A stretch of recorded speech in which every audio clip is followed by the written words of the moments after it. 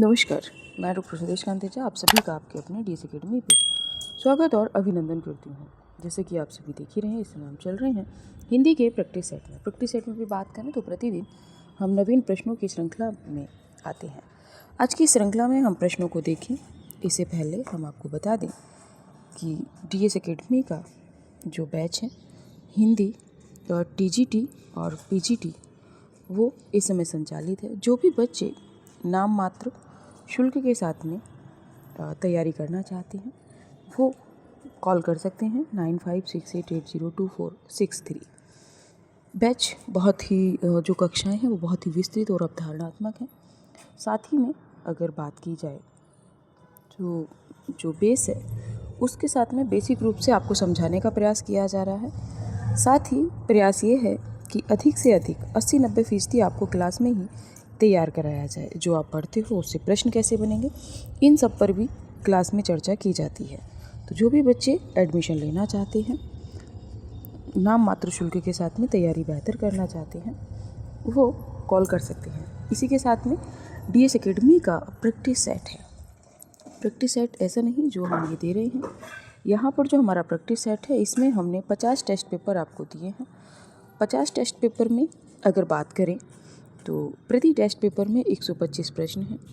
कुल मिला के 6250 प्रश्न आपके यहाँ पे बनते हैं। ये 6250 प्रश्न आपके जो है 50 टेस्ट पेपर यानी कि 2 महीने के आपके जो है प्रैक्टिस सेट है। प्रैक्टिस सेट जो आपका बनाया गया है टेस्ट पेपर, ये भी बहुत ही महत्वपूर्ण है। प्रामाणिक पुस्तकों से बनाया गया है, साथ में प्रामाणिक उत्तर कुंजी के साथ में।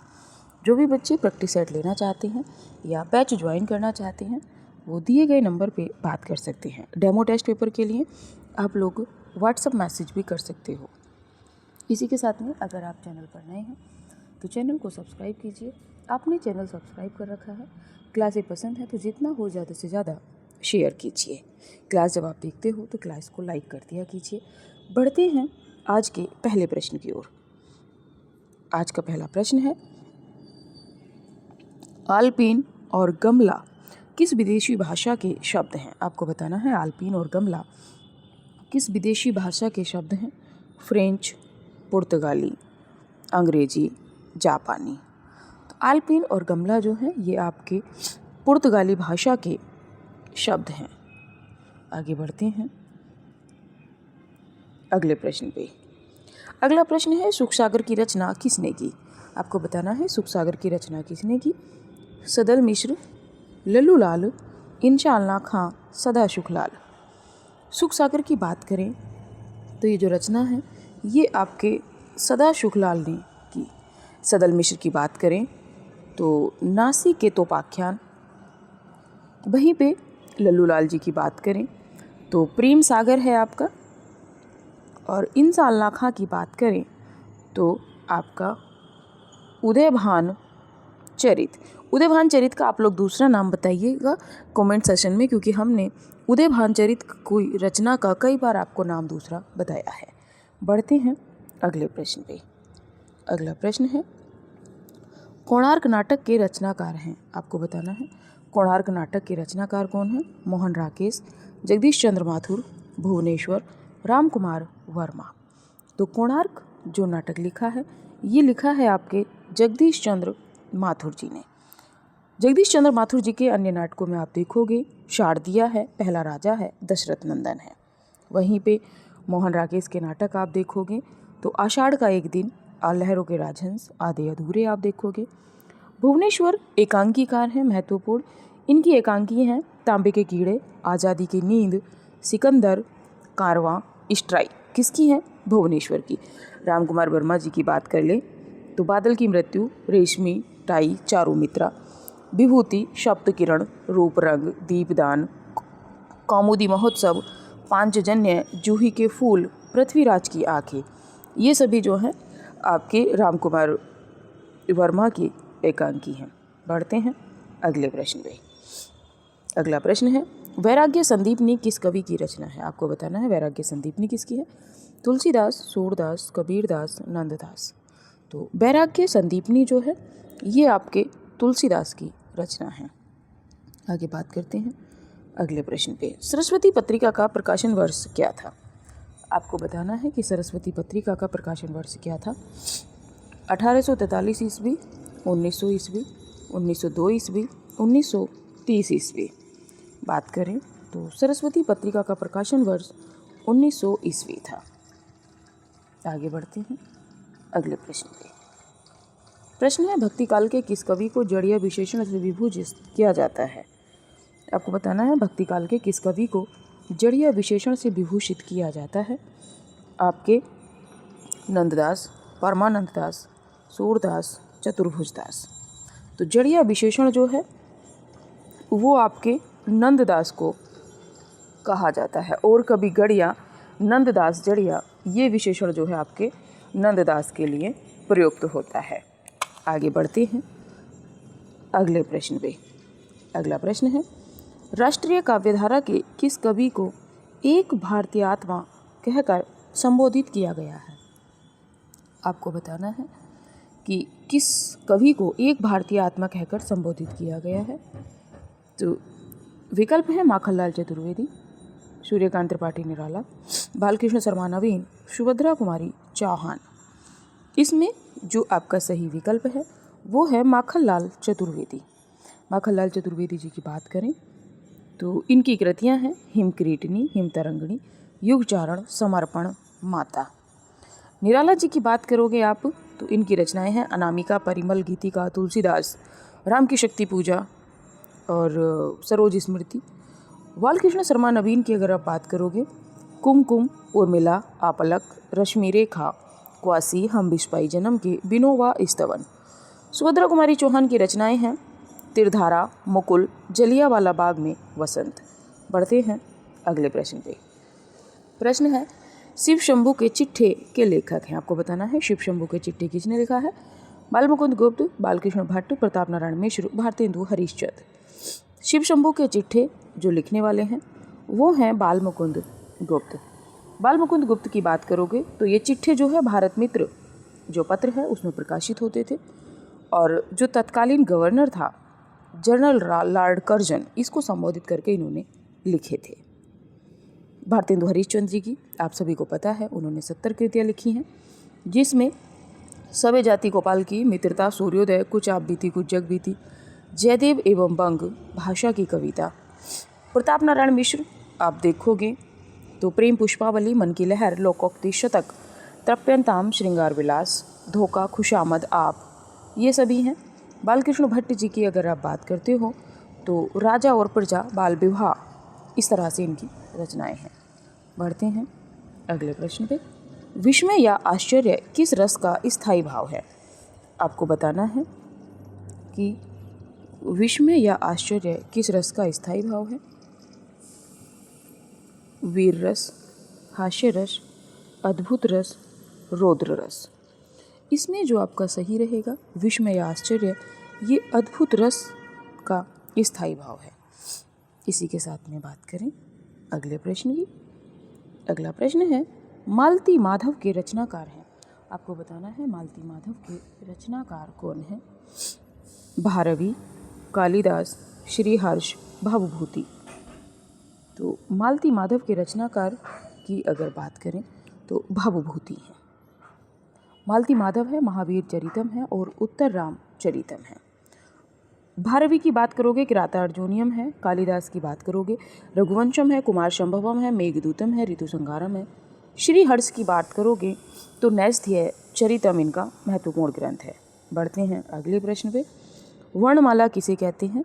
शब्द समूह को, वर्णों के संकलन को, शब्द गणना को, वर्णों के व्यवस्थित समूह को। तो वर्णमाला किसे कहा जाता है? आपका ये प्रश्न गलत नहीं होगा, डी विकल्प आपका इसमें सही है, वर्णों के व्यवस्थित समूह को। आगे बढ़ते हैं अगले प्रश्न पे। निम्नलिखित में शुद्ध वर्तनी का चयन कीजिए। कवयित्री, कवित्री, कवियत्री और कवयित्री। इनमें कौन सा शब्द शुद्ध है वर्तनी की दृष्टि से? तो इसमें आपका डी विकल्प जो है वो सही है। आगे बढ़ते हैं अगले प्रश्न पे। हरिश्चंद्र में प्रयुक्त किस संधि का नाम सही है? आपको बताना है कि हरिश्चंद्र में कौन सी संधि है। स्वर संधि, व्यंजन संधि, विसर्ग संधि या इनमें से कोई नहीं। तो हरिश्चंद्र की अगर आप बात करोगे तो इसमें कौन सी संधि रहेगी आपकी? व्यंजन संधि। व्यंजन संधि कैसे, क्षमा कीजिएगा, इसमें व्यंजन संधि नहीं, इसमें आपकी जो है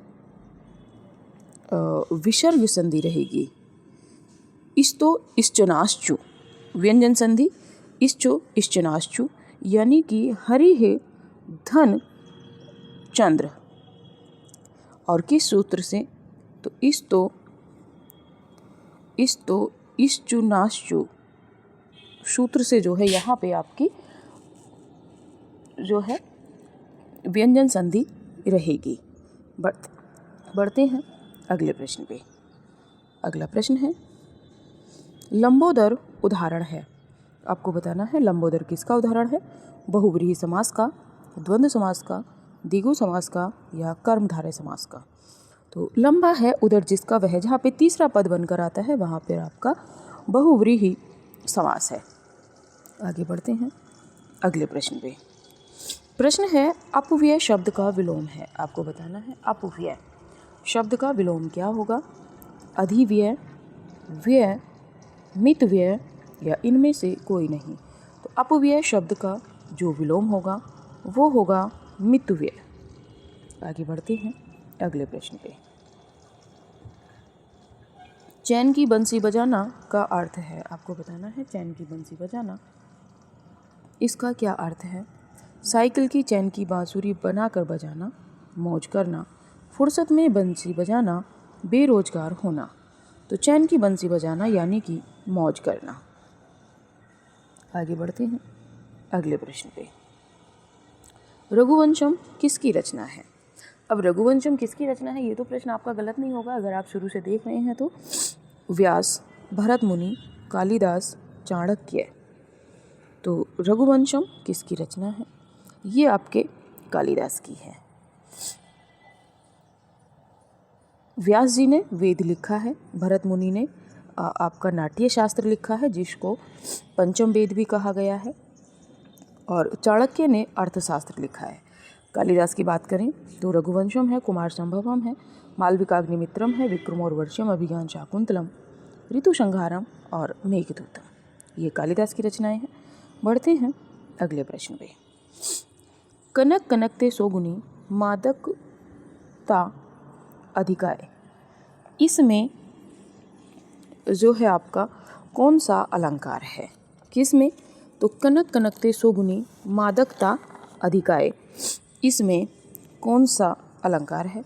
अनुप्रास अलंकार, रूपक अलंकार, यमक अलंकार, श्लेष अलंकार। तो इसमें जो आपका है वो यमक अलंकार है। कनक यानी कि जहाँ पे एक वर्ण दो बार प्रयुक्त हो, दोनों के अर्थ अलग हों, वहाँ पर जो है आपका यमक अलंकार होता है। जहाँ पर एक ही शब्द की बार बार पुनरावृत्ति होती है वहाँ अनुप्रास अलंकार होता है। जहाँ पर एक शब्द हो उसके अनेक अर्थ हों तो वहाँ पर आपका जो है श्लेष अलंकार होता है। जब उपमेय पर उपमान का या प्रस्तुत पर अप्रस्तुत का आरोप किया जाता है वहाँ पर आपका रूपक अलंकार होता है। बढ़ते हैं अगले प्रश्न पे। प्रश्न है निम्नलिखित में से बिहारी हिंदी का रूप नहीं है। आपको बताना है इनमें से बिहारी हिंदी का रूप कौन सा नहीं है? भोजपुरी, अवधी, मगही, मैथिली। तो आपको पता है, इससे पहले भी हम पढ़ चुके हैं, जो अवधी है वो बिहारी हिंदी का नहीं पूर्वी हिंदी का रूप है। अवधी, बघेली और छत्तीसगढ़ी। पढ़ते हैं अगले प्रश्न पे। प्रश्न है हिंदी की श ध्वनि है कैसी है? मूर्धन्य, तालव्य, दंत्य, ओष्ठ्य। इसमें जो है आपकी वो है तालव्य, तालव्य श। आगे बढ़ते हैं अगले प्रश्न पे। प्रश्न है सूरसागर के रचनाकार हैं। आपको बताना है सूरसागर के रचनाकार कौन है? सूरदास, कबीरदास, सुमित्रानंदन पंत, तुलसीदास। तो सूरसागर के जो रचनाकार हैं वो सूरदास हैं। बाकी रचनाएं आपने रचनाकार को आपको कई बार बता दिया गया है। आगे बढ़ें। अगला प्रश्न है, परिमल किस कवि की रचना है? परिमल किस कवि की रचना है? सूर्यकांत त्रिपाठी निराला, जयशंकर प्रसाद, सुमित्रनंदन पंत, रामधारी सिंह दिनकर। परिमल जो है ये आपके निराला जी की रचना है, सूर्यकांत त्रिपाठी निराला जी की। आगे बढ़ते हैं अगले प्रश्न पे। प्रश्न है, जयशंकर प्रसाद की कामायनी की भाषा है। आपको बताना है जयशंकर प्रसाद की जो रचना है कौन सी? कामायनी। इसकी भाषा क्या है? सदुकड़ी, अवधी, ब्रज भाषा, खड़ी बोली। जयशंकर प्रसाद जी की जो कामायनी है इसकी रचना खड़ी बोली में की गई है। बढ़ते हैं अगले प्रश्न पे। प्रश्न है, समय के आरोही क्रम में कौन सी रचना पहले आई है? आपको बताना है कि इन रचनाओं में पहली रचना कौन सी है आरोही क्रम को देखते हुए। अंधेर नगरी, त्यागपत्र, आत्मनिर्भर पद, तुम चंदन हम पानी। इसमें जो आपका सही विकल्प है वो है अंधेर नगरी। अंधेर नगरी किसकी है? भारतेंदु हरिश्चंद्र की। त्यागपत्र जैनेन्द्र का। ये सभी जो है आपके क्रम में पहले आई है। आत्मनिपद अज्ञेय की है। तुम चंदन हम पानी विद्यानिवास मिश्र की रचना है। पढ़ते हैं अगले प्रश्न पे। निम्नलिखित में से कौन सा ग्रंथ केशव का नहीं है? आपको बताना है इनमें से कौन सा ग्रंथ केशव दास का नहीं है। रामचंद्रिका, कवि प्रिया, विज्ञान गीता, भाषा भूषण।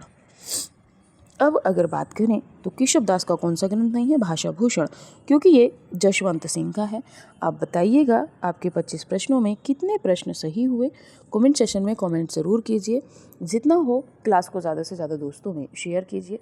क्लास देखते हो लाइक कीजिए। तो अभी की जो क्लास है वो यहीं तक रखते हैं। मिलेंगे अगली क्लास में अगले प्रश्नों के साथ में। आप सभी का धन्यवाद।